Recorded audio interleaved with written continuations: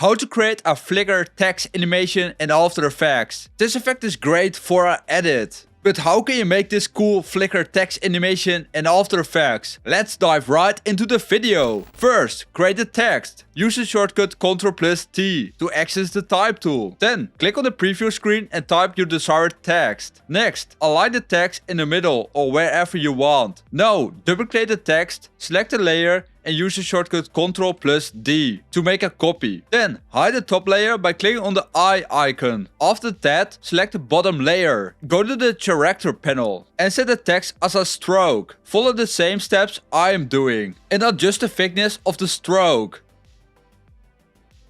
Okay, now unhide the top layer by clicking on the eye icon. Next, click on the animate button and choose opacity. Set the opacity to 0. Expand the range selector and set the start value to 85. Now expand the advanced section. To add a random flicker effect, turn on randomize order and create a keyframe with holding Alt for random seed. And then type the code time*20. And here we go. But you can make it even better by adding some glow. Select all the layers and create a composition.